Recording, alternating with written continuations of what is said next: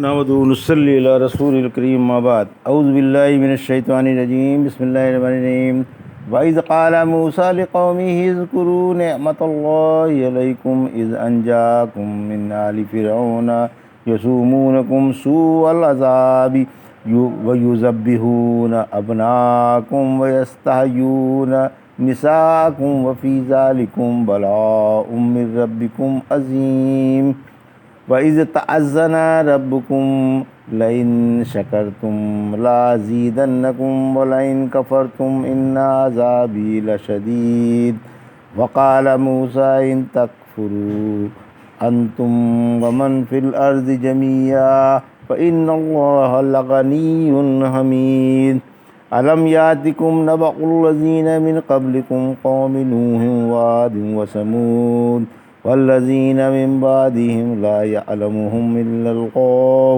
جاءتهم رسلهم بالبينات فردوا أيديهم في أفواههم وقالوا إنا كفرنا بما أرسلتم به وإنا لفي شك مما تدعوننا إليه مريب۔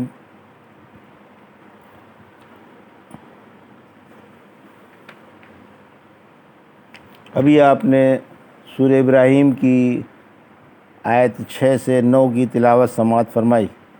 ان آیتوں کا ترجمہ اور تفسیر اس طرح ہے: وَإِذْ قَالَ مُوسَىٰ لِقَوْمِهِ اذْكُرُوا نِعْمَةَ اللَّهِ عَلَيْكُمْ إِذْ أَنْجَاكُمْ مِنْ آلِ فِرْعَوْنَ يَسُومُونَكُمْ سُوءَ الْعَذَابِ وَيُذَبِّحُونَ أَبْنَاءَكُمْ وَيَسْتَحْيُونَ نِسَاءَكُمْ وَفِي ذَلِكُمْ بَلَاءٌ مِّن رَّبِّكُمْ عَظِيمٌ۔ آیت 6۔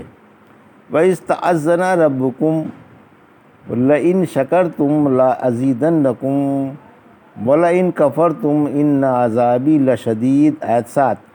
وَقَالَ مُوسَىٰ إِن تَكْفُرُوا أَنتُمْ وَمَن فِي الْأَرْضِ جَمِيعًا فَإِنَّ اللَّهَ لَغَنِيٌّ حَمِيدٌ۔ آیت 8۔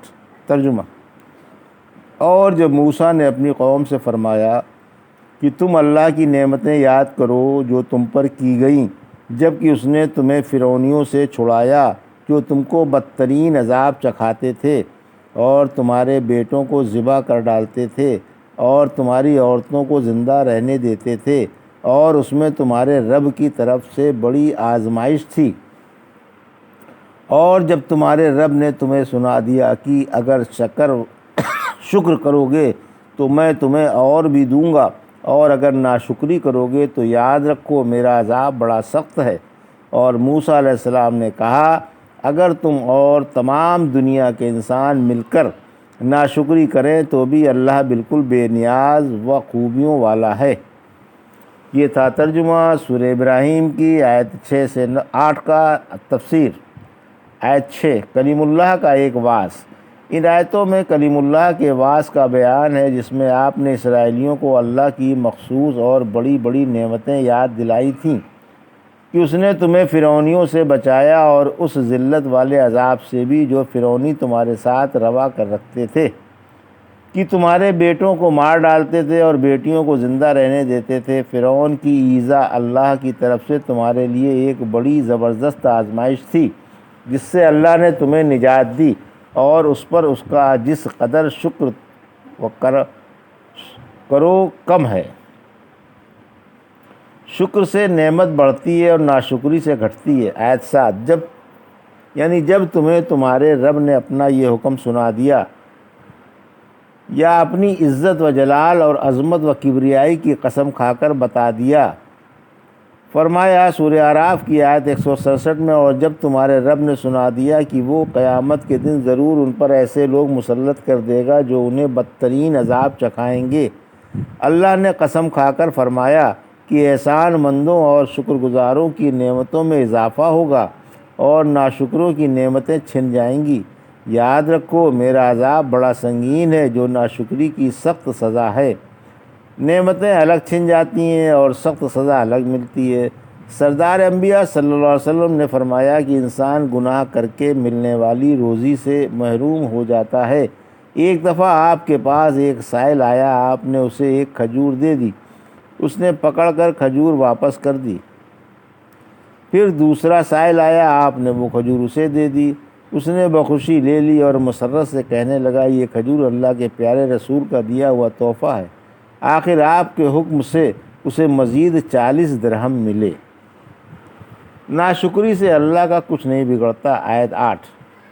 حضرت موسیٰ علیہ السلام نے فرمایا اگر تم اور تمام روئے زمین کے انسان ناقدرے اور ناشکرے بن جائیں تو اللہ تو اپنے بندوں کے شکر سے بے نیاز ہے، اسے تمہارے شکر کی پرواہ نہیں، خواہ تم شکر ادا کرو یا نہ کرو، وہ تو ہر حالت میں خوبیوں والا ہے اور قابل تعریف ہے۔ سورۃ تغابن کی آیت 6 اور سورہ زمر کی آیت 7 میں فرمایا پھر انہوں نے ناشکری کی اور منہ موڑ لیا اور اللہ نے بھی بے نیازی برتی اور اللہ بے نیاز خوبیوں والا ہے۔ اللہ کے رسول صلی اللہ علیہ وسلم نے فرمایا کہ اللہ نے فرمایا اے میرے بندوں اگر تمہارے اگلے پچھلے انسان اور جن ایک شخص کے تقوی والے دل کی طرح ہو جائیں تو اس سے میری بادشاہت میں کچھ اضافہ نہیں ہوتا، اور اگر ایک شخص کے فسق و فجور والے دل کی طرح ہو جائیں تو اس سے میری بادشاہت میں کچھ کمی نہیں آتی، اور اگر سب میدان میں کھڑے ہو کر مجھ سے مانگیں اور سب کے دامن مراد بھر دوں تو اس سے میری بادشاہت میں کچھ کمی نہیں آ سکتی۔ جیسے کوئی شخص ایک سوئی سمندر میں ڈبو کر نکال لے تو کیا اس سوئی کی نمی سے سمندر کے پانی میں کمی آ سکتی ہے؟ ہمارا پروردگار پاک و بلند و برتر ہے، وہ سب سے بے پرواہ ہے اور بے شمار خوبیوں والا ہے۔ الم یاتکم نبأ الذین من قبلکم قوم نوح وعاد وثمود والذین من بعدہم لا یعلمہم الا اللہ جاءتہم رسلہم بالبینات فردوا ایدیہم فی افواہہم وقالوا انا کفرنا بما ارسلتم بہ وَإِنَّا لَفِي شَكٍّ مِّمَّا تَدْعُونَنَا إِلَيْهِ مُرِيبٍ۔ آیت 9۔ ترجمہ: کیا تمہارے پاس ان کی خبر نہیں آئی جو تم سے پہلے تھے، یعنی قوم نوح کی، عادیوں کی، سمودیوں کی اور ان سے پیچھے والوں کی، جن کو اللہ کے سوا کوئی نہیں جانتا؟ ان کے پاس ان کے رسول زبردست معجزے لائے، لیکن انہوں نے منہ میں انگلیاں ڈال کر کہا کہ ہم تمہاری رسالت کے منکر ہیں اور تم ہمیں جس کی طرف بلا رہے ہو ہمیں اس میں زبردست شبہ ہے اور ہمیں اس سے تسلی نہیں۔ یہ تھا ترجمہ آیت 9 کا تفسیر۔